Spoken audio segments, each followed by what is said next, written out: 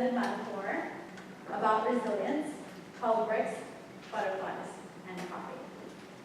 Eventually, it's going to be the name of a book that I'm writing, but for right now, it's at least the title of our little TED Talk here tonight. Growing Resilience Through Empathy and Vulnerability. So with bricks, of course, bricks, we can kind of look at that as an analogy or as a metaphor for things that we can stumble over. Those are roadblocks that we come across in our lives, such as bad decisions, such as different things we might go through, such as divorce, being a single mom, parental death as youngsters, illnesses, addictions that we might have, as some people have talked about this evening, psychological abuse or witnessing abuse, bullying, harassment, etc. can all be traumatic experiences that we need to deal with and that actually start off as the bricks that we stumble over in our lives. My father actually passed away when I was in high school, and I had to help through that, and I think that that affected me greatly and actually helped me too, what I'm going to talk about in a little bit. Oops, I forgot to also mention the fact that those ideas, if we don't actually deal with them, can actually leave us open to vulnerability, can leave us vulnerable to actually shame and also dysfunction too, if we're not careful, if we kind of let that keep us set back without handling them. So life can hand us these gut-wrenching, life-squelching, self-esteem smashing, crazy-making experiences, or we can choose something different. And it just so happens that also this year my mother passed away, but what has been really enriching is that I got to be with her for the last couple of weeks and of her life, and it was a really good experience to be able to communicate too still with my students, even while I was away. So we do have choices, right? If we can handle our trauma, we allow ourselves to mourn and get through it, and if we can empathize with others through their emotional challenges, we can actually build resilience. And building that resilience and helping each other build that resilience through awareness, education, empathy, and encouragement. And I think some people have talked about some of that this evening as well. Or not. What if we don't choose to build resilience? So in a book by Wayne Dyer entitled Inspiration, I love this book, he basically talks about a time when a woman was conversing with her daughter, and the daughter was complaining about her life. And the mother put 3 pots of water to boil on the stove. And in the first pot, she put carrots.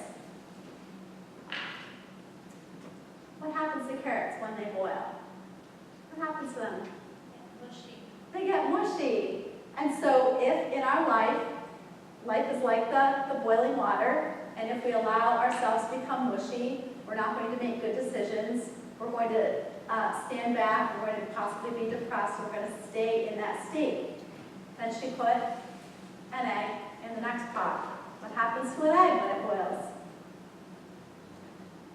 It gets hard-boiled, right? And that hard-boiled egg, we could kind of look at that as if we have this trauma or something happens, it could turn out to be anger, and we stay in that anger, or we stay in that resentment space, and we don't deal with it, and we stay stuck there. And then in the next pot of boiling water, she put coffee. What happens to coffee when you boil it, or when you make coffee? What happens to the water? Turns into coffee, right? So really it's about changing the water. So if we extend that metaphor, and we don't want to be the carrots, we don't want to be the hard-boiled egg, we want to be the coffee, we absolutely want to change the water, right? So Viktor Frankl, I don't know if you've done any study at all about him, but through the Holocaust, was a psychologist, and he was a proponent of logotherapy. So we have a choice, and where can we make those choices when we're experiencing trauma, when we're going through things?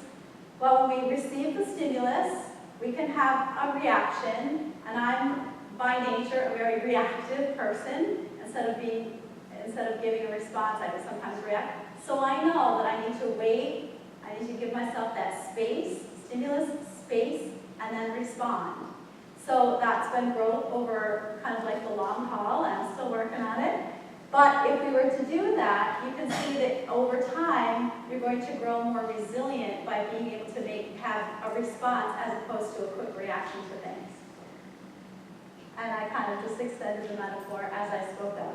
So the carrots could be, you know, when they become soft, they kind of show our insecurities, depression, and possibly how we're stuck. And the eggs, the resentment and anxiety possibly, but yet with the coffee, we want to change that first ourselves, and then we can begin to change the water or help to change our environment. So we want to begin to transform. We want to build the bricks that in the first slide, right, in the first space, we were stumbling over the bricks. Well, now we need to use the bricks to actually build with instead. So how can we do that? A couple things, of course, is through education, right? We can actually work through some things on our own, and we can expand our capacity through that idea of stimulus, space, response. In anything we can take a step back, and we can kind of practice mindfulness as well. And in 3 really great books, I don't know, Brene Brown is a pretty popular speaker right now. We love her.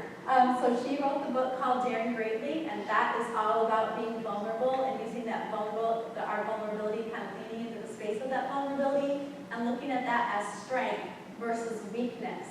So using, maybe we might see that as like being an insecurity, but if we can step into that space and share that and open up to someone else, our humanness should take over, and we should become more resilient and more empathetic.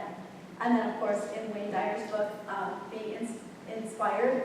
So living in a more inspired way versus letting our ego kind of take over everything all the time, we can kind of take a step back.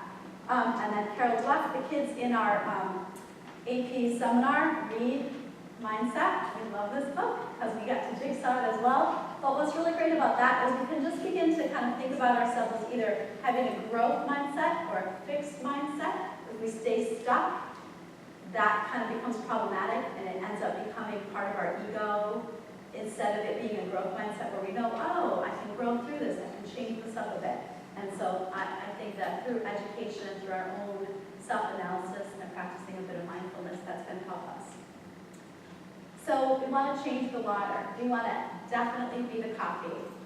Like other great people before us, right? Our Eleanor Roosevelt, right? No one can make you feel inferior without your consent, along with a bunch of other quotes and a bunch of other really great things that Eleanor Roosevelt has done. We can learn from the great people before us and become change agents like them as well.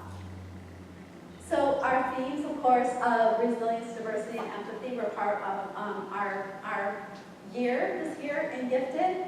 And we got to take this quick little trip, our Youth Empowerment Day, and you can see from the picture there that there were several people on board, and we're going to really just continue to spread the word, and we're going to continue to change the water here where we are.